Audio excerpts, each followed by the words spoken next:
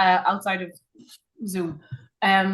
So thanks everyone for joining us. As I say, tonight we are going to hear from Gerard Shannon, who is a public historian and a civil servant in Ireland who works with the OPW, a prolific writer and blogger and all kinds of things. And he is going to talk to us tonight about Liam Lynch and his new book, To Declare a Republic. So we were just saying before we went fully live that Liam is maybe not as well known in America as he would be at home. Gerard argues that he's one of the most commemorated figures of the Irish War of Independence and Civil War era. Although, of course, he died in 1923, and so that was kind of the end of the Civil War.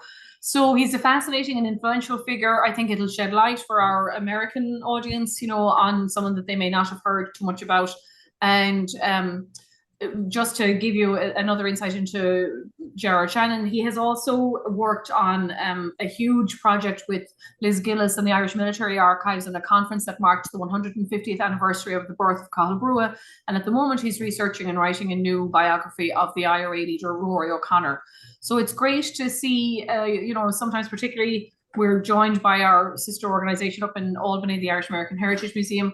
We had focused sometimes on the Free State side, so it's great, George, to have the other side of the debate tonight. Absolutely. And I welcome you and thank you very much. And I'll turn it over to you. And as always, guys, if you have questions, those of you who are on Zoom, you can use the chat feature or the Q&A at the end, and I'll monitor YouTube for questions and comments there too. So thank you and take it away. Thank you very much, Elizabeth, for the kind introduction. And just to say, it's a pleasure to be speaking before you all here this evening on the life of General Liam Lynch. Just bear with me for a moment. I'll just share my PowerPoints and away we go.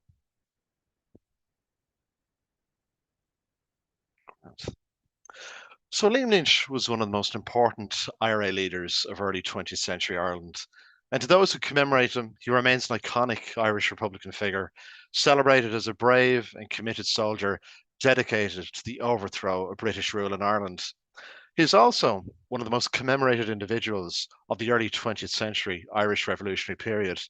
And it's worth noting, for instance, pictured here on the left, the top left here, is a memorial round tower dedicated to Lynch in the Knockmealdown Mountains, having built on the spot he was mortally wounded on the 10th of April 1923. The tower remains the largest monument to a single individual killed in the Irish revolutionary period, which itself is an extraordinary statement by Lynch's comrades and admirers. And as you can see here from this selection, there were numerous events commemorating the centenary of Lynch's death last year by different groups and political parties. These advertisements here depict only a selection of these events. And Lynch was, of course, a deeply admired figure by his contemporaries. Liam Lynch's comrade in the IRA, Moss Toomey, wrote the following on the 50th anniversary of Lynch's death. Liam was himself in what in great measure he expected from his comrades, a dedicated soldier and a true patriot, even unto death. Even decades after the Civil War, Richard Mulcahy wrote the following. Liam Lynch had been a lion in the resistance movement from 1919 to 21.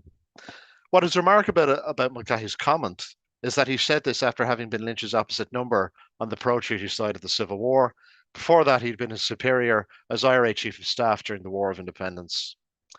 Over the next hour, I'm going to give a broad outline of Liam Lynch's life, highlighting his involvement in the Irish Revolution of the early 20th century, which will give an insight into his impact on the period. Liam Lynch is a celebrated leader of the IRA in Cork, but it may surprise some of you that he was actually from rural Limerick, and he was very proud of these roots. He grew up in the townland of Barnaguraha, outside the village of Anglesborough in East Limerick. Anglesborough is close to East Limerick's border with North Cork, the latter being the area that would be very familiar to Lynch during the Irish War of Independence. Lynch was born in 1892, the second youngest of 7 siblings in a rural farming family. He is perhaps closest to his younger brother Tom, one of 2 brothers who joined religious orders, and Liam could be seen in a photograph with both his brothers Tom and Martin on the right here. His youngest brother, Tom, later Father Tom, of course, was perhaps Liam's closest confidant and something of a spiritual counsel for him in difficult times. And this can be seen in over 30 items of correspondence from Liam to Tom from the years 1917 to 1922. It's worth noting that you can read the vast majority of these letters online now on the National Library of Ireland website. Now, these letters, along with thousands of military communications we find in the personal papers of Liam's contemporaries across many archives, give us a great insight into the person and revolutionary that Liam Lynch was. From his background, we know his father was a Fenian, and his mother had been a member of the Ladies' Land League in Limerick. So the impact of the 1867 Rising and the land war in his family background ensured that Liam was greatly influenced by the radical and Republican politics of the late 19th century. With him being the second youngest, Liam never stood to inherit his father's farm. So he went to work initially as a shop apprentice in Mitchelstown in Cork by 1910, and he was working in nearby Fermoy as a full-time clerk by early 1916. And it's in these social circles in Fermoy and Mitchelstown that he first became active in the Gaelic League, though Liam later admitted he was never to fully grasp the Irish language. But attending classes and the Gaelic League dances was to be an important social outlet for him, as it was for so many of that generation. Liam joined the Mitchelstown contingent of the Irish Volunteers in 1914, and pictured here on the top left is a rare group photo of him marching through Ballyporeen village in Tipperary, and I've enlarged the image of him at the bottom on the slide here. On the split in 1914, Liam actually became a member of the Redmond National Volunteers, the majority section of the volunteers that supported John Redmond and the Home Rule cause. But by 1916, Liam Lynch was no longer a member of the National Volunteers, mainly due to the organisation fading away from the national stage following Redmond's call for its members to join the British war effort at the outbreak of war in 1914, which is something that Liam himself had no interest in. As Liam's brother Tom later wrote, Liam was surprised at John Redmond for recruiting into the British Army and was only trying to find his political bearings in this period. But by Easter 1916, everything changes for Liam Lynch. While far away from the events in Dublin that we all mostly know, the spark for Liam was an incident connected to the rising that unfolded in North Cork. In the early hours of the 2nd of May 1916, a very dramatic situation took place outside the village of Castlelyons in North Cork, specifically at Bonnard House, the home of the Kent family. For several hours from the previous night into the early hours of that morning, there'd been a dramatic shootout between members of the Kent family in the house and with members of the local RAC and British military outside. The Kent brothers, which consisted of Thomas, William, David, and Richard, were prominent in the volunteer movement locally and suspected of involvement in the planned rising. In the aftermath, an RAC constable is killed, as is the youngest member of the Kent family, Richard. The photograph on the left here is the scene that Liam witnesses on the bridge in Fermoy. This is Thomas and William Kent being led barefoot to the streets by British military following their arrest. Thomas Kent is then later executed on the 9th of May 1916, which of course is the only execution to happen in Cork after the rising. But it's witnessing this scene on the left which completely radicalises Lynch into the Republican cause. Hannah Cleary, his godmother, and herself later captain in the Anglesburg Cumann said, Liam said that when he saw the Kents going through Fermoy, it was like a sword going through his heart. He said then that he would join up with the Irish Volunteers. So in early 1917, as the Irish Volunteers are rebuilt on a national level, Lynch joins the new Fermoy company, becoming its first lieutenant. And it's in late 1917 that Lynch writes the most famous words associated with him, which are pictured here on the right. We have declared for an Irish Republic and will not live under any other law.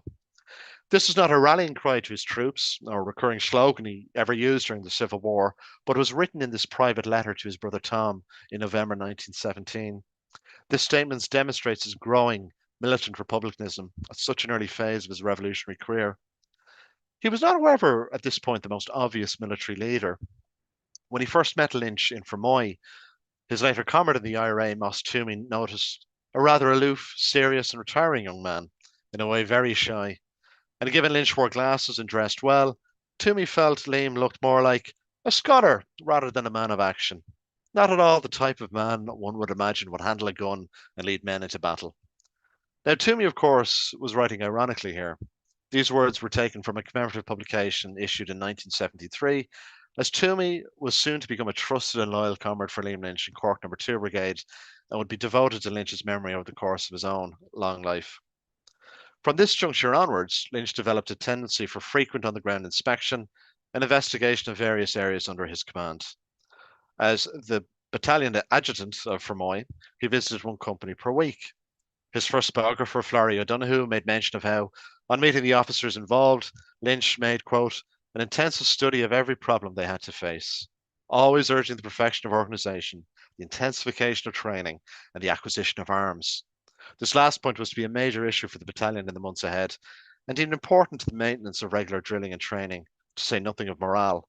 Retrospectively, his close comrade George Power was in no doubt when he said the following: Lynch was the driving force in organising the battalion and helping to develop the backward companies. By 1918, he was adjutant of the Fermoy Battalion, and while still working in Fermoy and regularly visiting his mother every Sunday, he kept up a very busy routine with those under his command. This is particularly important in light of the onset of the conscription crisis in Ireland, in which the British government attempted to impose conscription in Ireland, and much of wider Irish society resist this, including the Irish Volunteers. But to return to the end of 1918, with the passing of the conscription crisis, the end of the war, we see with no former soldiering experience, Liam Lynch, with an extraordinary sense of self-belief and demonstrating devotion to his cause, impressed both his superiors and the volunteers and the officers in his command.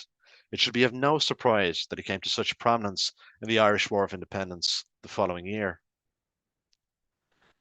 So in early January 1919, Lynch was unanimously elected the head of Cork No. 2 Brigade of the Irish Volunteers, of course soon to be more commonly known as the Irish Republican Army. It was a sign of the reputation he had cultivated in the previous 2 years, and likely came with the recommendation of Tomás McCurtain, who was then head of the Cork Brigade before it was split into 3 brigades: Cork No. 1 Brigade, which McCurtain commanded, and Cork No. 2 Brigade and Cork No. 3 Brigade. Cork No. 2 Brigade, otherwise known as the North Cork Brigade, under Lynch's command encompassed much of North Cork and included battalions in towns such as Fermoy, Mallow, Araglin, and Castletownroche. With the onset of the Irish War of Independence on the 21st of January 1919, and with the actions of members of the IRA's South Tipperary Brigade at Salahead Beg and South Tipperary, it inspired other IRA brigades now eager to act. And the most notable, and one of the most famous undertaken by Lynch's brigade, was the Wesleyan raid on Fermoy Town of the 7th of September 1919. And what is particularly notable about this action in September 1919, and I think often forgotten in the histories of the period, it was that on that day in Fermoy, we had the first major engagement that the Irish Volunteers had with the British Army since the 1916 Easter Rising. Fermoy, of course, at the time was a large British Army garrison town, home to 2 barracks, and the largest concentration of British soldiers outside Dublin. And this made the soldiers stationed there a means for the IRA to get arms, which was a constant worry throughout the conflict for members of the IRA. Members of the Fermoy Company observed every Sunday members of the King's Infantry of the British Army marching to the local Wesleyan church in Fermoy to attend Mass, most notably carrying their rifles on the way to Mass. Lynch, as would become standard over the War of Independence, not only carefully planned the operation, but he also directly took part in it. His physical bravery was another reason he gained the admiration of those under his command. He never asks his men to do anything unless he is also willing to do it himself. On the 7th of September, Sunday morning, members of the IRA gathered on the main Fermoy Road. The volunteers had commanded 2 cars in the operation, and Liam Lynch was in one of them. As one car drove behind the party of British soldiers coming from the barracks, the operation began when this car swung across the road behind the soldiers to cut off their retreat. Liam Lynch, along with others, emerges from the car. Lynch blows a whistle, and he called on the party to surrender. What followed only lasted for over a minute, in which IRA volunteers grappled with the British soldiers for their guns. Several shots are fired. One on the British side is killed, 20-year-old Private William Jones. And there's only one wounded on the volunteers' side, Liam Lynch. Having seized roughly around 19 rifles, estimates depend on the different accounts, the volunteers dispersed into 2 cars in surrounding streets. Liam Lynch, in one of the cars, was so elated at the success of the raid, he actually didn't notice he'd been wounded in the shoulder by a stray revolver shot, which was possibly from one of the volunteers. Lynch even joked about his injury, but it was so serious it actually took him several weeks to recover, and during this time he was moved around several brigade areas in the southwest. In the meantime, following the inquest the next day, in which a sympathetic jury concluded that the death of the British soldier was not murder, members of the Shropshire Light Infantry, which the late Private Jones was a member of, carried out a terrible revenge on the town of Fermoy. What followed would sadly recur in other places over the conflict. As the Freeman's Journal noted, the attack by soldiers on the shops of Fermoy was obviously an organised one. In summary, soldiers smashed the windows of shops, burnt other business premises, and looting by opportunistic civilians followed. In the aftermath, the British military authorities placed Fermoy town under martial law. In addition to the destruction visited on Fermoy town, several prominent local volunteers were arrested by the RIC in the aftermath. One of these was Mike Fitzgerald, pictured here in the middle on the slide, Lynch's great comrade and then head of the Fermoy battalion. Fitzgerald was held in remand by the British military authorities for embarking on a fateful hunger strike in Cork jail in August 1920, dying the following October after 67 days. And he was, of course, the first Republican hunger striker to die during the War of Independence, just before the Cork Lord Mayor Terence McSweeney. Fitzgerald's death left an enormous personal impact on Lynch, and both had worked closely together in the Fermoy Company and later the Fermoy Battalion. On the night before Fitzgerald's funeral, near the end of 1920, in Fermoy, Liam Lynch, then on the run, was given the opportunity to view his friend's remains in the church the night before. Two of the volunteers unscrewed the lid of the coffin, and according to onlookers, Lynch looked down on the remains of the coffin with a look of anguish and sorrow. The memory of Lynch's dead comrades motivated him through difficult days ahead, and you often see this recur in his correspondence. In late 1921, he said in one letter to his brother Tom, "Were it not that I continually think of my dead comrades and the glorious cause we fight for, it would be more than impossible sometimes to carry on." With the British government introducing the Black and Tans, along with the more deadly RIC auxiliaries into Ireland, the nature of the conflict grew more violent into the year 1920. Yet further military opportunities arose for Liam Lynch's Cork No. 2 Brigade. One of the brigade's most celebrated actions was an operation that Lynch again carefully planned and led himself. The kidnap on the 26th of June 1920 of a high-profile member of the British Army in Cork, Brigadier General Cuthbert Henry Tyndall Lucas. And the general is actually pictured, as you can see, in the middle of this proof of life photo here on the left. A very famous image distributed at the time. He's the very distinctly unimpressed individual sitting on the chair. The General Lucas was briefly in captivity for a few days within the Cork No. 2 Brigade area, where Liam was the only one allowed to talk to him initially. As General Lucas pointed out to Lynch, the IRA couldn't make a dent to the British armour and resistance was futile. Lynch in turn pointed out to Lucas that in the Fenian tradition, the fight would help inspire others to fight later if we were beaten in the field. And while I have found no evidence that General Lucas ever commented directly about Liam, he did remark to the press after his escape from captivity some weeks later that he was treated like a gentleman by gentlemen. And late 1920 would also mark a very important development in the IRA's military war against British forces, which is the development of the IRA flying column, which is where we have a unit of a brigade consisting of a large group of volunteers constantly on the move and carrying out various ambushes and other military operations. On the 28th of September 1920, along with Ernie O'Malley, Liam Lynch led the Cork No. 2 flying column in a major action to raid Mallow military barracks in North Cork to seize arms. And this action was actually the first of its kind during the War of Independence. So again, like we had in Fermoy at the end of 1919, Liam Lynch and his men are pioneering this sort of guerrilla warfare by the IRA. Now, in early 1921, after pressure on the IRA brigades in the southwest, IRA General Headquarters, headed by Richard Mulcahy, began forming brigades into IRA divisions.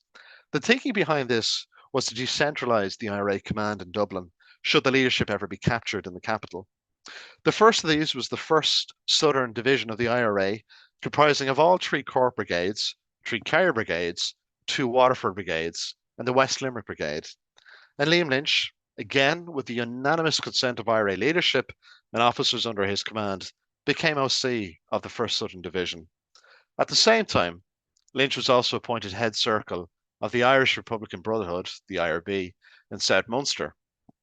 This, along with his position of the first ahead of the 1st Southern Division, made Liam Lynch the most important IRA officer outside the leadership in Dublin. And on the left here is Lynch pictured with many of the officers of the 1st Southern Division in April 1922. By the 11th of July 1921, in a surprising move, a truce was declared between the IRA and the British. Over these following months, as the political wing of the revolutionary movement began negotiating over the treaty, Liam Lynch saw the opportunity for the men under his command to drill and continue to train. As Liam Deasy, Lynch's deputy, noted, Lynch drove himself relentlessly and expected a similar dedication from his staff. It was in this period that Liam Lynch also became engaged to his fiancée, Bridget, or Bridie Keys, whom he'd previously met through the Gaelic League classes. In my book, I try to evoke Liam Lynch both as the devoted revolutionary he was, and that to note also that he was a man of ordinary hopes and dreams. And this is represented by a key relationship in his life, that of Bridie Keys, his girlfriend and later fiancée. At the Gaelic League classes in 1917, Liam first came into the acquaintance of Bridie. His second biographer, Meada Ryan, described Bridie as, quote, a vibrant, dynamic young girl to whom Liam was immediately attracted. Of note, Bridie was over 5 years older than Liam.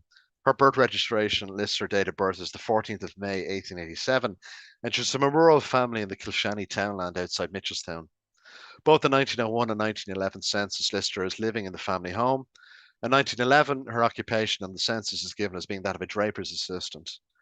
In early November 1917, writing to his brother Tom, Lee makes a rather touching comment of his growing friendship with Keys and mentioned that she can still be shy in approaching him.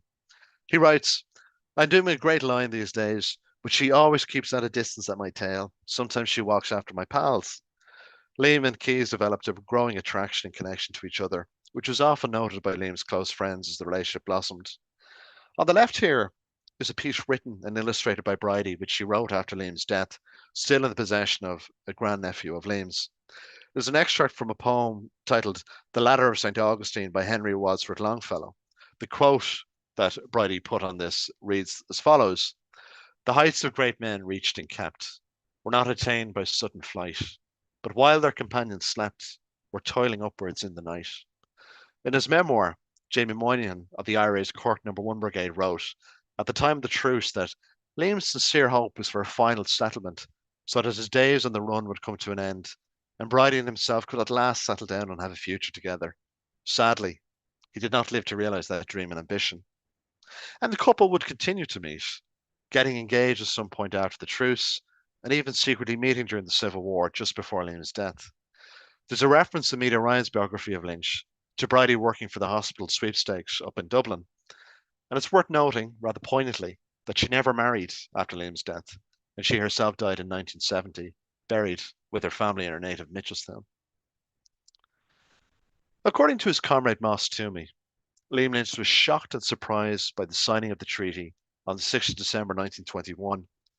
Lynch said to Toomey, all that had been done, all the sacrifices that had been betrayed. As head of the IRA's 1st Southern Division, Lynch issued the following statement: the treaty as it was drafted is not acceptable to us as representing the army in the 1st Divisional area, and we urge its rejection by the government. So here we have the section of the IRA that Liam Lynch was in charge of being the first to come out publicly against the treaty. The IRA Supreme Council, which Liam was a member of, subsequently voted as a majority in favour of the settlement being ratified by Dáil Éireann. Liam Lynch voted against this ratification. Following the Supreme Council meeting on the 11th of December 1921, Liam wrote to Florrie O'Donoghue, his comrade, the following day, I admire Michael Collins as a soldier and a man. Thank God all parties can agree to differ over the treaty. What is central to Liam Lynch's thinking from the signing of the treaty until the outbreak of the Civil War 6 months later was maintaining a united IRA. He opposed the treaty firmly. He sees it as a betrayal of the Republic, but he saw the IRA as a means by which unity could be achieved between former comrades. However, the IRA, in Lynch's view, must continue to be the army which would defend the Irish Republic, and this was in anticipation of resumption of war against the British. For the next 6 months until the outbreak of the Civil War in June 1922, Liam Lynch would be central to repair the split in the IRA. He would stand alongside other notable anti-treaty IRA leaders, such as Rory O'Connor, who I'm currently writing a book about, and Liam Mellows in opposing the treaty settlement. This body of anti-treaty IRA officers would push for the holding of an IRA convention in March 1922, so the entire membership of the IRA could put forward its views on the treaty. Now, the intention of holding this convention was that Lynch and the other anti-treaty leaders would repudiate the authority of Dáil Éireann, as the Dáil had voted in favour of the treaty just several months before in January. And this would revert the IRA to the status of an independent body, and it would now make its own decisions, as was the case prior to 1919. It would no longer be the army of Dáil Éireann. This is what Lynch and the other leaders wanted. Because of this, the convention was banned by the pro-treaty provisional government headed by Michael Collins. Yet it still went ahead. We had brigades of anti-treaty IRA meeting at the Mansion House in late March and early April. And it's here the anti-treaty IRA, known as the IRA Executive, voted in Liam Lynch as their chief of staff, which again is a testament to the esteem he was held in among his comrades. Despite this, Lynch continued to try to have the old bonds of comrades repair the split in the IRA. This photo here, one of several of versions of it, was taken at one such meeting at the Mansion House in early May, where key pro and anti-treaty IRA figures met, most notably Lynch and the then pro-treaty IRA Chief of Staff, Ono Duffy, who headed, of course, the pro-treaty section. Now, I think it's a particularly poignant photo, and this version of it particularly poignant, because it shows a jovial moment shared between the group before they met. And, you know, it's worth noting these men would be opposed to each other within 2 months of this photo being taken. And both Liam Lynch and Liam Mellows would be dead 11 months later. Liam Lynch is also central to Michael Collins' proposed Northern Offensive. And the plan here was that pro and anti-treaty IRA units from the south would aid Northern IRA units in attempting to destabilise the new Northern Ireland state. And this was in response to the treatment of the Northern Catholics under the new Unionist government. Now, this Northern Offensive ultimately goes nowhere, aside from a skirmish with the British Army on the Donegal-Fermanagh border in May 1922. Lynch, of course, was adamantly opposed to Irish partition, and during the Civil War, he lamented to Ernie O'Malley in one memo that anti-treaty forces were too overstretched within the Irish Free State to influence developments in the northeast. In reference to the sectarian violence endured by the Catholic populace of Northern Ireland, Lynch wrote, "It is too bad how the Dáil and old IRA GHQ let down our people in the north, particularly in Belfast. I fear we cannot come to their assistance." On the 16th of June 1922, the day of the general election, the pro-treaty Sinn Féin and other pro-treaty parties, including Labour, won a majority for the new Free State Parliament, which would become the third Dáil Éireann. On the same day of the 16th of June election, Liam wrote to his brother Tom, "Well, Tom, the situation generally is beyond anything I could any longer hold out hope for. I always held out hopes to the last, but really all are blighted now. I feel all my life's work has been in vain. Surely this is a terrible way to feel. Would we could even get back all our glorious dead." There had also been tensions on the anti-treaty side. Lynch had even been removed as chief of staff in mid-June because those on the anti-treaty side were unhappy with his continued attempted negotiation with Michael Collins and other pro-treaty figures. Yet on the 27th of June, there was a small positive. There at a meeting in the forecourts, Liam Lynch agreed to resume the role of IRA chief of staff. Yet it was on the following morning after this meeting in the forecourts, on the 28th of June, that the bombardment of the forecourts, the base of the anti-treaty IRA executive, began. This was carried out by members of the pro-treaty IRA, soon to be National Army of the Irish Free State, commanded by Liam Lynch's old comrade, Michael Collins. Lynch, at the time of the bombardment of the forecourts, was in the Dublin headquarters of the 1st Southern Division, the Clarence Hotel, just across the Liffey from the forecourts. Both he and hisi deputy, Liam Deasy, listened to the bombardment of the forecourts that morning. As Deasy wrote in his memoir, Brother Against Brother, "For both of us, it was the end of a dream. Gone now was the unity that had brought us to the threshold of freedom. Now the Irish Civil War had begun." As the forecourts was being bombarded, Lynch chaired an important meeting of the 1st Southern Division at the Clarence Hotel. There had been no preparation for a grand strategy on any part of the anti-treaty IRA. From now until his death, Liam Lynch had to operate on a considerable degree of improvisation through the conflict. The following day, having ventured to Mallow in Cork, Lynch established his first temporary headquarters and held a meeting of all available leaders of the IRA executive. This meeting led to a unanimous agreement to gain control of the Shannon River by quickly capturing Limerick City. And Lynch's forces were at an advantage in that anti-treaty forces had taken over much of the barracks in the south and the southwest from the departing British garrison. As one IRA officer noted, it was Lynch's intention that by isolating the south of Ireland, the provisional government forces would become frustrated and relent their holding on the south. So for Liam Lynch, as the IRA chief of staff, His goal was for Republican forces to hold all counties south of the line between Limerick City and Waterford City. You can see this here in the map in the middle of the slide. Now, this area in the south that's designated as Republican territory is often referred to as the Munster Republic. And I have to emphasize this is a term that Liam Lynch never used in comms and it never featured in any Republican propaganda. Maybe a close example is here on the left, which refers to the Army of the South as united under Liam Lynch's defence of the Republic.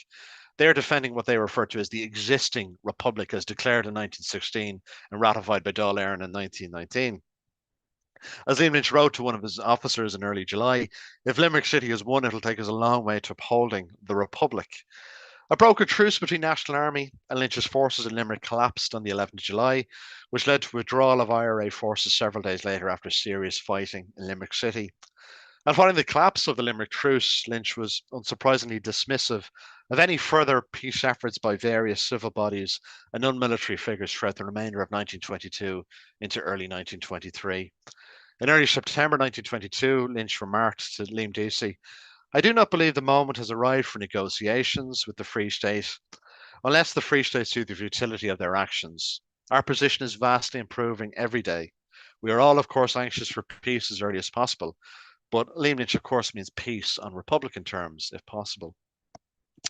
Now, when looking at Lynch's correspondence from July into August 1922, he can do little more than advise, encourage, and direct units to critical areas, as all this Republican territory that you see here in the middle is completely lost following the National Army coastal landings at Cork and Kerry and the general movement of pro-treaty forces in the southwest. In truth, as Republicans lost the advantage in this conventional warfare, Liam Lynch held much more enthusiasm for a new strategy, which involved return to tactics of old. Now, in early August, Liam Lynch issued Operation Order Number 9, advocating a return to guerrilla tactics. This followed the destruction of many bridges through Cork and much of the southwest, along with abandonment and destruction of many Republican outposts, including both Fermoy Barracks, Kilworth Camp, and Mitchelstown Castle in Cork. On the 18th of August, Lynch wrote a memorandum to Ernie O'Malley remarking on the return to guerrilla tactics and said he was thoroughly satisfied with the situation now. And Lynch wrote that on the 18th of August, and arguably 4 days from writing this, we see the greatest success of his new military strategy. On the 22nd of August, Michael Collins, now the commander-in-chief of the pro-treaty forces and whom Liam Lynch once considered a valued ally and great friend, was killed during an ambush on his military convoy in the West Cork countryside. Now, from a military standpoint, the operation was not only a validation of the use of guerrilla tactics, but a considerable success for the IRA men involved. Commenting on the report sent to him by Liam Deasy, Liam Lynch congratulated the men involved, writing, "Considering the very small number of men engaged, this was a most successful operation, and they're to be complimented on the fight made under such heavy fire and against such odds." Yet Liam seemed to lament Collins's passing in the same communication, and he wrote, "Nothing could bring home more forcefully the awful, unfortunate national situation at present, the fact that it has become necessary for Irish men and former comrades to shoot such men as Michael Collins, who rendered such splendid services to the Republic in the late war against England. It is hoped our present enemies will realise the folly of trying to crush the Republic before it is too late." And guerrilla tactics by Republican forces continue to prove successful. There's even greater successes than what occurred at Bell-na-Blah. By early September, particularly damaging attacks have been made on provisional government forces in at least 13 counties. In addition, 20 posts or barracks have been captured, often just temporarily, but with a substantial capture of guns and ammunition. Pro-treaty government sources admitted that guerrilla tactics had been successful. You can see this in the military reports issued at the time. Yet whether Republicans captured the town of Dundalk and Louth, Ballinan, Mayo, which was the day before the third Dáil met, or in Kenmare and Kerry that lasted for several weeks, you can see the success. This led to a military stalemate that existed until December, despite the limited localised nature of these Republican successes. They were not widespread, but only in very specific areas such as the town mentioned, but they did leave their effect. Not surprisingly, Lynch was quick to praise guerrilla operations to his officers through September and October. He told his deputy, Liam Deasy, of an ambush in which the gallantry displayed by our troops on this occasion was undoubtedly splendid. However, there's a problem here. And the problem with Liam Lynch through late 1922 is that he was very prone to looking at the conflict through the military thinking of a local brigade commander over his own command area, instead of looking at it as a commander in chief of the overall forces and understanding how these localized efforts impacted the national picture. In the view of Liam Lynch and other Republicans, the Irish Free State was an illegitimate entity due to its status as a British dominion. To them, it was British rule in Ireland under another guise. And the election results of June 1922 were the result of a British threat of a renewal of war on the Irish people. But the fact is, by late 1922 and into early 1923, the pro treaty government was now firmly embedded within the 26 counties of the Irish Free State, and it enjoyed majority support among the people in its jurisdiction. Now, I must be clear, the support of the Free State is perhaps ambivalent in some respects. There was no polling done back then.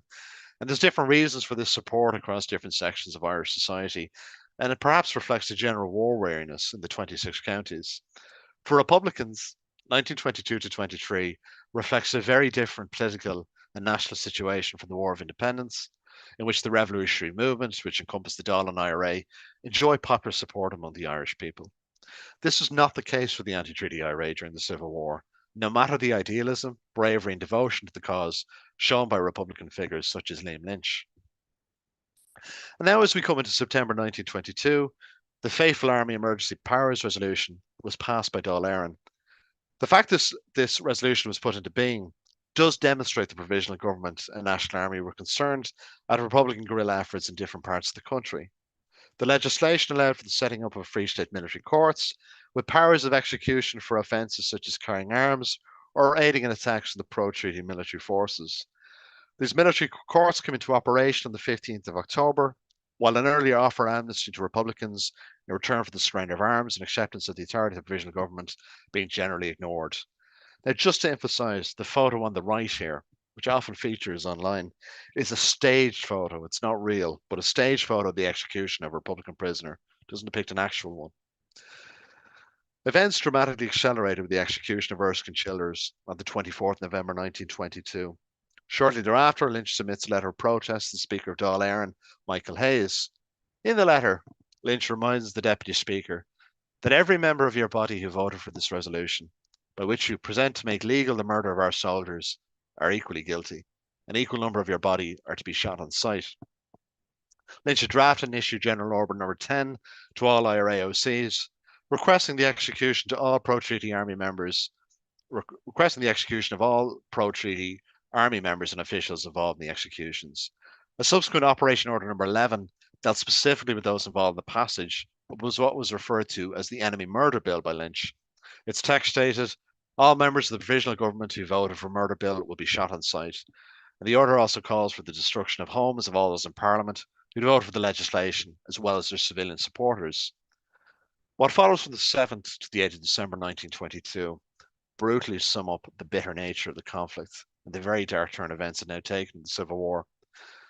On the 7th of December, the pro-treaty TD and former Cork IRA commandant Sean Hales was assassinated by anti-treaty IRA volunteers while travelling in a horse and coach through Dublin City.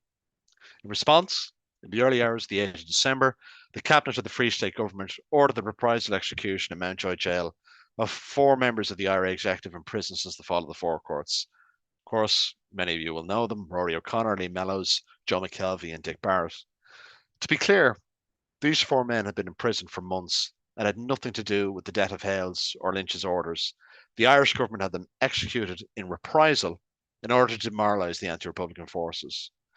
In defending the dubious legality of this on the same day in the Dáil, because the executions had no grounds even in the existing legislation, Richard Mulcahy cited Lynch's threat against members of the Parliament as a reason for the necessity of these executions. Mulcahy reminded the deputies present that Hales himself had been killed while on his way to attend the very Parliament in which they now all sat. Lynch in early 1923 wrote to one IRA officer with regret that he wished that Hales would have been the last to have been dealt with, showing his respect for his former comrade. By mid-December, Lynch explained to the worried Eamon de Valera that the IRA in this war, as in the last, wished to fight with clean hands. But when enemy has outraged all rules of warfare, we must adopt severe measures or else chuck it all at once. But despite the orders that I mentioned, we never had a widespread killing of pro-treaty TDs and senators. It didn't happen.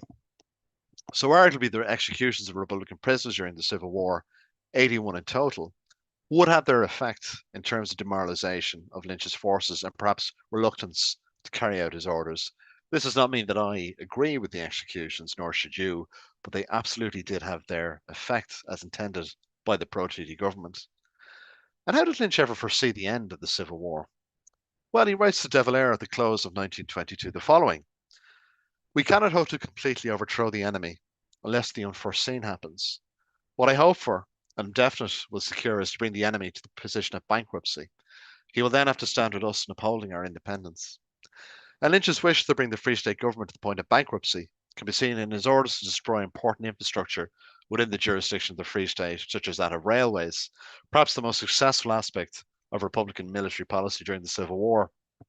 The main intention of destruction of railways and trains was to disrupt the movement of National Army troops. You can see an example here in the bottom left, and there's many such examples of it. The first few months of the Civil War saw destruction by the IRA of railways in Tipperary, Louth, and Limerick, and by August, all routes to the south and southwest were nearly non functioning. The train derailments would, of course, carry economic and social consequences for the locals in these particular areas. And while effective as a military strategy, it was not enough for the Republican forces to change the momentum of the conflict in their favour. In a letter to his brother Tom in September 1922, we get a very interesting and a rare personal insight into Lynch's thinking during this time. In the letter, Liam Lynch dramatically states, "The disaster of this war is sinking to my very bones when I count the general horrors of civil war. Who could have dreamt that all our hopes could have been so blighted?" In a letter to his mother that December, he wrote, "Would that English hounds had tracked me down, then old comrades had been false to their allegiance." What is clear from these items of correspondence is Lynch's distaste for the conflict, and I think it indicates what he truly felt. Notably, in these private letters, there's little talking up a victory for the Republican forces, despite what he continually reiterated to his officers in his official IRA comms. The situation was getting very desperate as we head into 1923. Moss Toomey, his adjutant, wrote to him in early March, "The news is not very encouraging these days. There's not been a decent IRA operation, whatever the cause is. Large stretches of the country now saw little action in the Civil War. Alongside the official executions of Republican prisoners by the state, there's also continued extrajudicial killings of Republican prisoners by the National Army, such as Ballyseedy and Kerry, which nauseated Lynch and resulted in him writing a letter of protest to Richard Mulcahy. The rapid pace of such killings further contributed to the demoralisation amongst Lynch's forces. By March 1923, the total strength of the IRA at this juncture, according to one estimate, and the most commonly used estimate, was 8,000 volunteers, with 13,000 Republican activists in prison, including members of Cumann na mBan. In contrast, the National Army of the Irish Free State, now a professional army backed with enormous resources and finances, had over 40,000 in their ranks. Yet the political reality, as I've indicated before, was the National Army and the Free State had the popular support of the majority within the Free State's jurisdiction. In addition, the National Army's leadership was made up of those such as Richard Mulcahy, who knew the personnel and the tactics of those on the Republican side. Lynch faced other pressures from within the IRA. Tom Barry, only weeks before had been regarded as a star officer, was now openly advocating for peace negotiations, and contingents of Republican prisoners across the country were signing forms of undertaking, given a promise not to continue fighting on their release.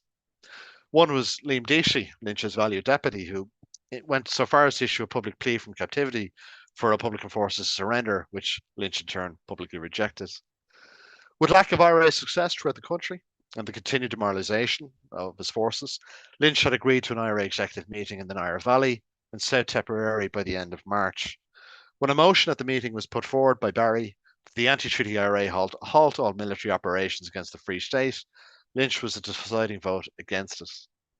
The minutes of this meeting reveal that those who cast the majority vote with Lynch to not end the Civil War believed in his final strategy, the acquisition of heavy ground artillery, similar to what was fired on the forecourts by the pro-treaty side. Several months before, Lynch had in fact dispatched a senior Cork IRA commander, Sean Moylan, to acquire this heavy artillery through contacts in both the US and Germany. An excited Lynch had written to Eamon de Valera that February that it'd be easier to make terms with the enemy with such artillery. However, on the 10th of April 1923, Liam Lynch died after a shootout with National Army soldiers on the Knockmeal Down Mountains while on his way to the next IRA executive meeting. In his dying hours before being sent to Clonmel Military Hospital, Lynch found a kinship with the leader of the search party that found him, Lawrence Clancy, a lieutenant in the National Army.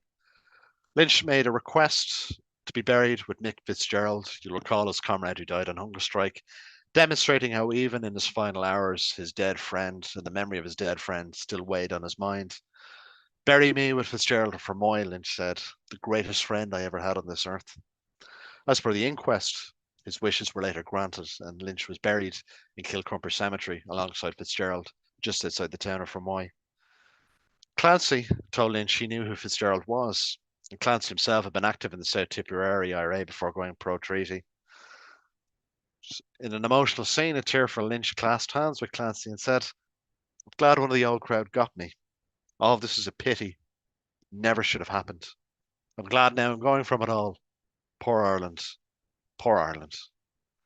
In the middle here is the uniform Lynch wore when he was shot, now on display in the National Museum in Collins's barracks, just beside a display with the coat that Michael Collins wore at Bell-na-Blah.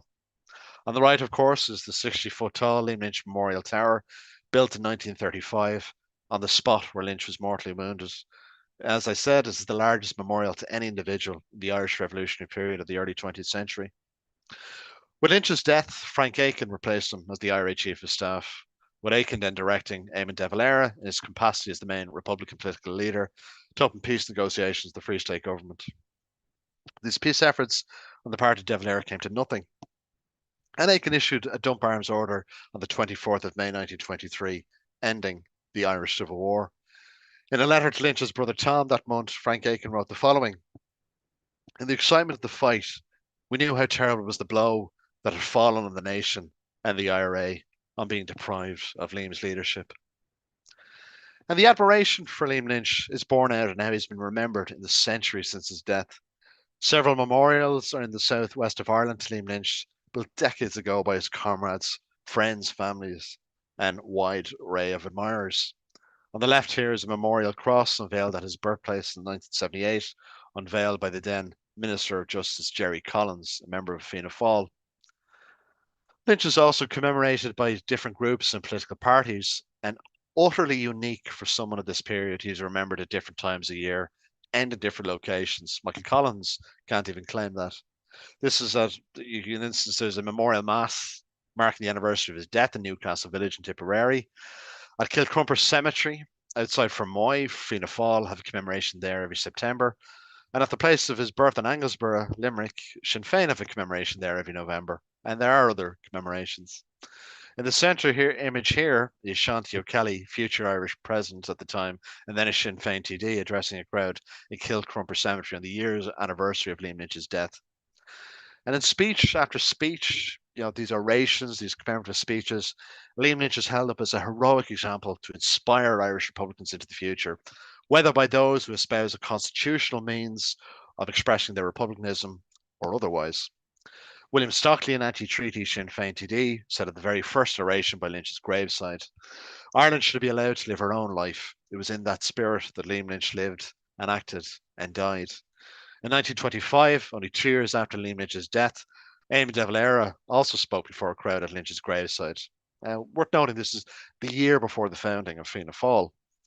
De Valera held up Lynch as a figure of inspiration, but he also emphasised to his supporters that Republicans must now embrace new, non-military methods to progress the Republican cause. De Valera said the following. In the sad days of April 1923, I knew what Liam Lynch's spirit was then. I knew that Liam Lynch would prefer to stand and die to the last man rather than surrender. Soon after his death, we had to take a different course. And the reason we took it was because we knew the Republic was established where arms could not get it, in the hearts of the people. We had a simple remedy, to elect the representatives who stood for the Republic. We, as in Republicans, have turned from the appeal to arms to appeal to the hearts of the Irish people. We should resolve to work for the Gaelic and United Ireland for which Liam Lynch and his comrades died. And to the right here is a newspaper clipping of Lynch's comrade, Moss Toomey, then the IRA Chief of Staff, speaking at the unveiling of the memorial tower in the Knockmeal Down Mountains in 1935. Now, Toomey's appearance was not advertised, and for good reason. It was something of a media sensation when he turned up because he was actually on the run from the government headed by De Valera at the time. And for Toomey then, and for many in the decades since, Liam Lynch was a symbol of Republican and IRA defiance. In his speech, Toomey defended his late comrade's reputation and noted that Lynch detested the thought of war between Irishmen in England's interests and at the behest of England. He strove with all his might to avert such a national tragedy. Yet when the rebellion against the Republic was launched against it, there was no one so unrelenting in the war of its defence as Liam Lynch. And as seen from the recent centenary commemorations throughout last year, to those who admire him, Liam Lynch is a great Republican hero who died before he faced total defeat or surrender. This is the image of Lynch that has endured in the century since his death and will continue to do so for those who claim ideological descent from the anti-treaty IRA of the Civil War. Now, whether you feel Liam Lynch is an individual to be commemorated or derided, unquestionably by any measure his journey in life was an extraordinary one. It is deeply impressive that this ordinary shop clerk found within himself an extraordinary sense of self-belief and demonstrated profound dedication to the Republican cause to become a genuinely gifted guerrilla commander of the IRA's Cork Number 2 Brigade.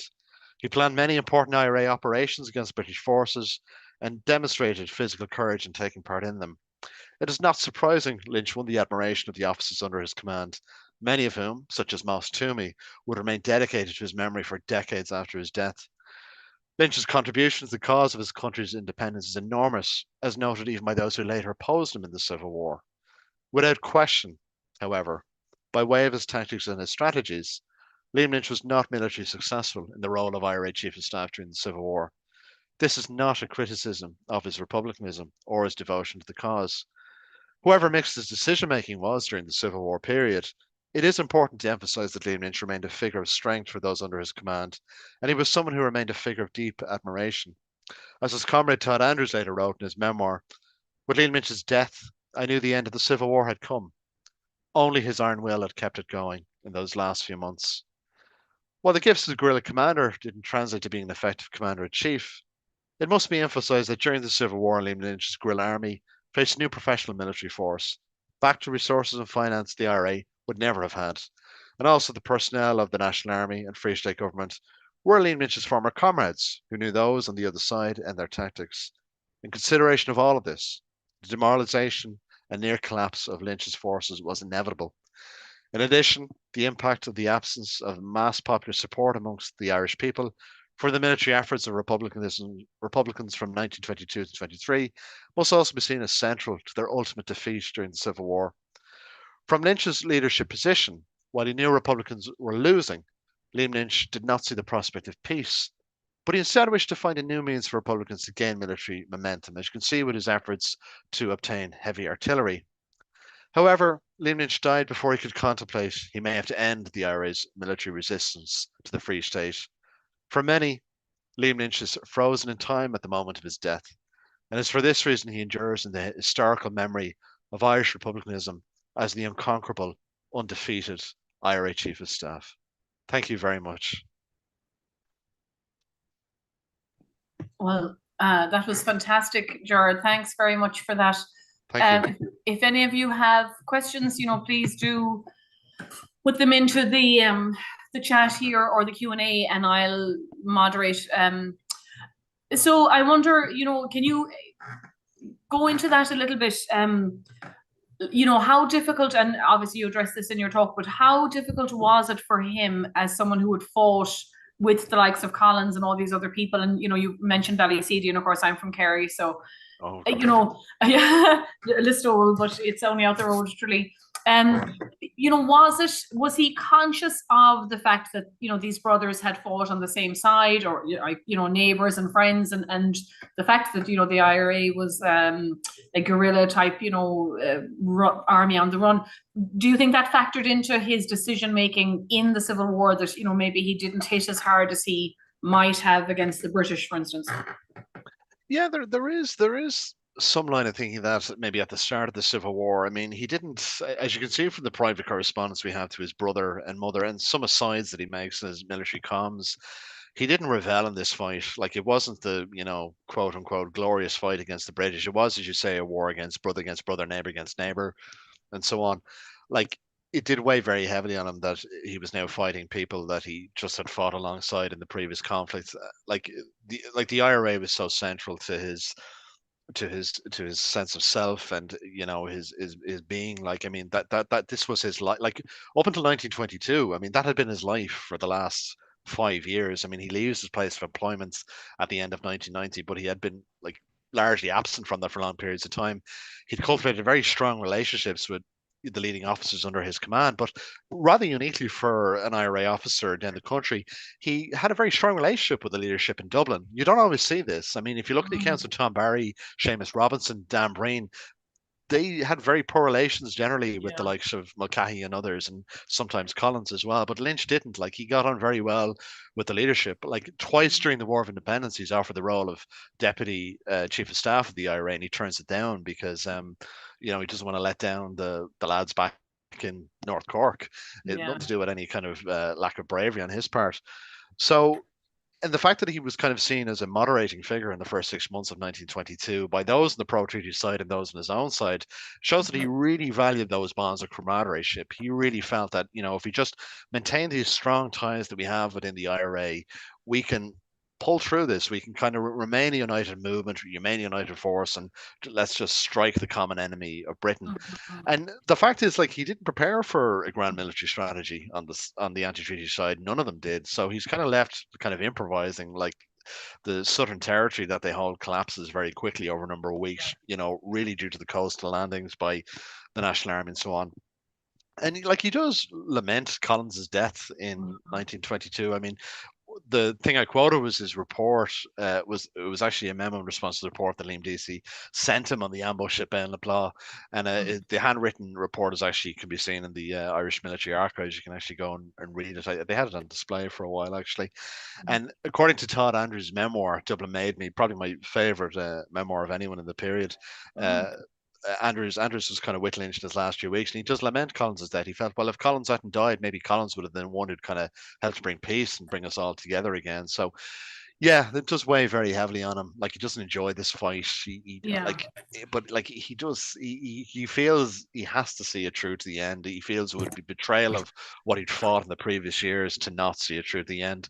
It would have been very interesting had he survived until late April and early May 1923. Would he have realised the game is up? What Aiken ultimately does when he becomes chief of staff in late April 1923, he directs De Valera to open peace negotiations with the Free State. That was never going to go anywhere because they had nothing really to negotiate with at that point. But that is something that Lynch contemplated he might have to do. Like, he said to Mhm. De Valera in a column that I quote in the book in February 1923, he said, look, at some point I may have to ask you to open peace negotiations, but the time hasn't arrived yet for that. And I Mhm. do wonder would he have seen, like, if the heavy artillery, of course, never arrived that he'd sent Mhm. Sean Moylan to get. So, I mean, if he'd saw that hadn't arrived by late April, early May 1923, would he have thought of some means to end the Yeah. conflict as Aiken did? I'm reluctant to say he would have done that because we can never know, of course. So I think it's for the benefit of his historical reputation amongst Republicans that he didn't get the chance. Like, he literally Yeah. went down fighting. Yeah. And before I go to the question from Lawrence, so he's not implicated. I've kind of a two-part. He's not really implicated in Michael Collins's death. First of all, you can expand on that if you like. And then second of all, how much of an ideologue as such was he, as opposed to a military man? Like you mentioned at the start that he was kind of instrumental in Collins's northern strategy, which we seem to agree now that even though he was Collins himself, was pro-treaty and all that, he may still have had a hand in supplying at least the IRA in the north with guns. Certainly, Wilson's assassination came afterwards. So can you Yeah. talk a little bit about that? Yeah, so I'll take it. So just the first part of him being implicated in what happened at Bale Blah, like, obviously Lynch is not present there. He's not too Right. far from it, bizarrely. Like, but like, I tend to dismiss any of the kind of conspiracy theories around Ben LeBlanc, and I often do point to Lynch's comms as others do, because if there was some sort of conspiracy at Ben LeBlanc, nobody told Liam Lynch about it, and like, Liam Right. Lynch is very, very proud of the operation being carried out. I generally adhere to the popular notion that Sonny O'Neill on the anti-treaty side likely Mm-hmm. fired the killing shot that killed Mm-hmm. Collins. O'Neill and others certainly believe that he did. Mm-hmm. In terms of Lynch being a bit of an ideologue, yes, he absolutely was. He was very well read in Republican and nationalist texts. I mean, I talked about the influence both his parents surely Mm-hmm. had in his way of thinking. He was very heavily influenced by a forgotten figure in his background, a lady called Hannah Cleary, who I referenced earlier on. She was his godmother and distantly related to Lynch. They were distant cousins, and her father had been a Fenian who'd been well known to Lynch's father, and she was kind of seen as a very Republican figure in his life. She kind of taught him Republican ballads, lent him Republican books and so on, like Speeches from the Dock and John Mitchell's jail journal and so on. And I Mm-hmm. think his kind of his republicanism is seen very much in that very famous quote, "We've declared for an Irish Republican will not live under any other law," which I partly quote, and also his first biographer Florrie O'Donoghue partly quoted, calling his book "No Other Law." And Mm-hmm. it's a quote that seems to capture the imagination of a lot of people. But like that was said in 1917 in a private letter. That wasn't in a speech he made. So this is what he's admitting privately to his brother Tom, who probably I think was his closest personal confidant. So he was very firm in his Republican thinking. Now, Lynch, not unlike other IRA figures, like Lynch didn't leave a kind of a body of writing, kind of explaining his republicanism and what he perceived an Irish republic could or should be. I mean, he seems to kind of be very dismissive of the work of Sinn Féin and Dáil Éireann. This is reiterated throughout his correspondence in the period. In late 1921, he writes a lengthy memo to Mulcahy dismissing the work of Dáil Éireann and Sinn Féin and local government, which I think is a bit kind of overdone on Lynch's part, because obviously that's a big reason why the revolutionary movement has such popular support during the War of Independence. And that's not unique to Lynch as an IRA leader to be dismissive of that, but it's very problematic when he becomes IRA chief of staff and he doesn't think of trying to come up with some sort of political strategy to kind of win over the masses of people. Like it's just, we'll fight first and think about politics later. Like he Mm-hmm. says in a letter to his brother Tom in 1920, the army has to hew the way to freedom for politics to follow. Probably his second most famous quote, but again summarizes his thinking. He goes, "The IRA first, politics Mm-hmm. next." Mm-hmm. Okay, good. So Lawrence has two questions. One kind of spins off of that. Were there any military thinkers or theorists who influenced Lynch's strategic thinking? Be interesting to see, if Collins had influenced. And then his other one was, how much support did Lynch, De Valera, and the Republican forces have from the Irish in America during the Civil War? And was Lynch at all involved in outreach efforts? That's quite a complicated topic, actually, the Irish America during the Civil War, because De Valera had been here in 1920, and like Yes, I know that very they well. took part. Yeah, Yeah. yeah, So sorry, yeah. that's a lot of questions thrown at you there. No, no, no, and very, very, certainly very valid. Just briefly, what was the first question again? Just very Did briefly. any military theorists, kind of influence Lynch and his strategies? Well, I think that's one thing I personally find quite admirable about Lynch. Like Lynch had no formal soldiering experience. There was no soldier tradition in his family, obviously, aside from his father's exploits as a Fenian, Mm, which are kind of shrouded in mystery mostly. But like he was very much a self-taught soldier. He read books of strategy in the Boer War and so on. No kind of specific titles come to mind. I think I listed a few kind of general texts he read in the book. But in terms of like military thinking during the War of Independence, like that was really kind of following the initiative of the South Tipperary Brigade at Salahead Beg. That was an unsanctioned action on the attack on the RAC there, so it made other brigades very eager to act in the period. The mhm, first kind of attack on an RAC barracks was actually ordered by Lynch. First attack on any RAC barracks during the conflict happened in a place called Araglen, a little known village in North Cork, and that was actually an unsanctioned operation as well. It occurred in April 1919. And Lynch at the time was actually at an IRA general headquarters meeting up in Dublin. He and other brigade commanders were meeting, the likes of Mulcahy and Collins and so on. And when the news of the raid was announced the next day, Collins actually brings a paper to Lynch, according to one account, and he congratulated him on the operation. And the reason Lynch went ahead of the operation, he was trying to demonstrate to the IRA leadership, look what we can do, like, if you give us a chance. So the Ira Glen was like, no one was killed during it. So basically, it was literally like, most of the RAC officers had gone to mass. There was one guy minding the station. A couple of Lynch's officers, led by Mick Fitzgerald, actually go in, tie the guy up. They take arms, and it's kind of a relatively clean operation, but it made a statement. And yeah. again, like the Fermoy, well, it's called different names, the Wesleyan raid, or as I call it, the Fermoy Arms raid in September 1919. That was the first kind of thing of its kind as well during the war, first operation of its kind during the War of Independence. But that had taken months for Lynch to lobby to be allowed to do that, because like Mhm. 1919, you really couldn't necessarily call it a war. Like operations happen, people are killed, but like the war doesn't really kind of come to life, so to speak, until the following year, 1920, when you have the Black and Tans and Yeah, the coming ROC in. auxiliaries exactly Yeah. coming in response to some of these more small scale operations. So yeah, like I mean, I think very much the likes of Lynch, and that they're pioneering a new sort of warfare. He's discussing it with other brigade commanders at the time.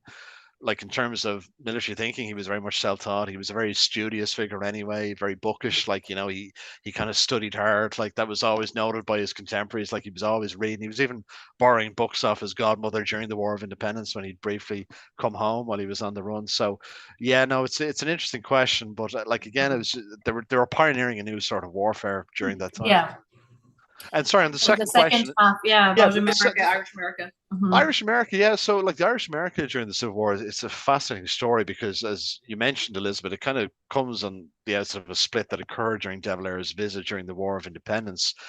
Lynch did correspond quite a lot with Joe McGarty, the leader of Clan na Gael, a figure that I'm sure many listening would be familiar with.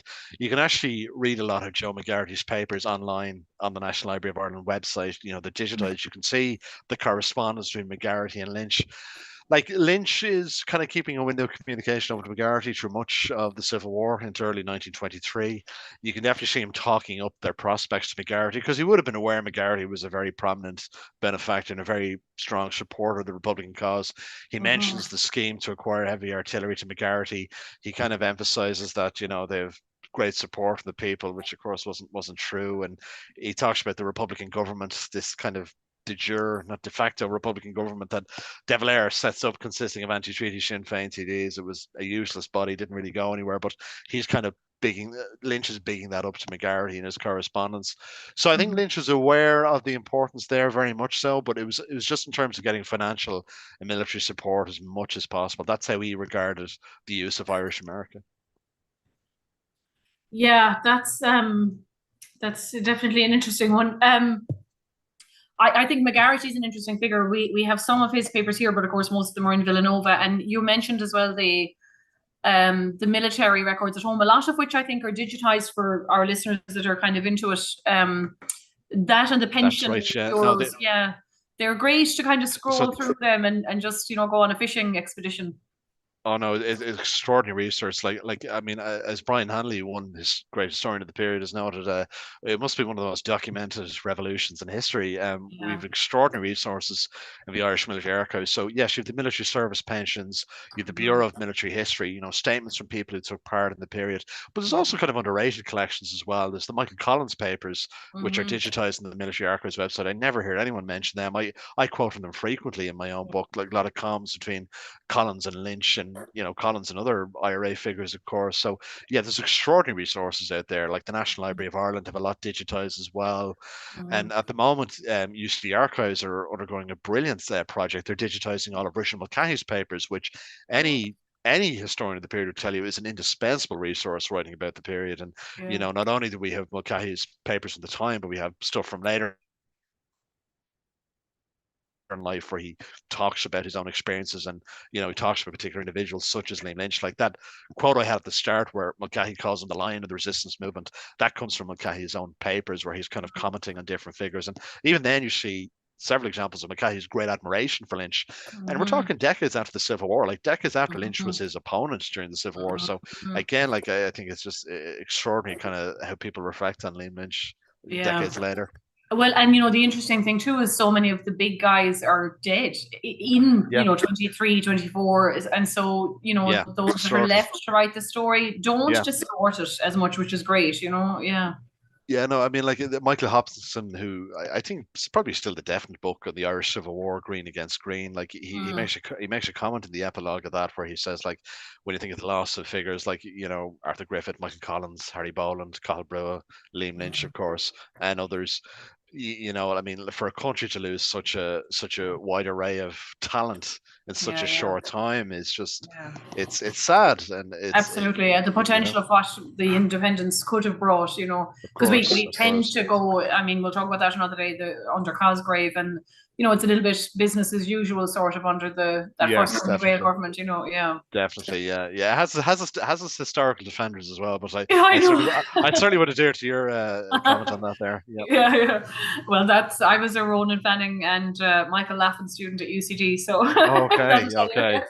Yeah, But explains. listen, thank you very much, Gerard. I'll let you go because I know it's super late at home. And thank you Yeah, all for joining us online. We're back next week in person here in the Society on the 4th with a concert commemorating Labour Day and the Irish American contribution to Labour, the Labour movement here. I don't think we have an online talk for a while. We have one on 1776 again, another kind of American Revolution thing. So that'll be early September as well. So keep an eye on both websites and Facebooks for both the Irish American Heritage Museum and the American Irish Historical Society here in New York. So thanks, George. We'll definitely have you back. And thank you again to everyone for participating. Take care. thank you very much, Elizabeth. It was a pleasure. Bye. Thank you.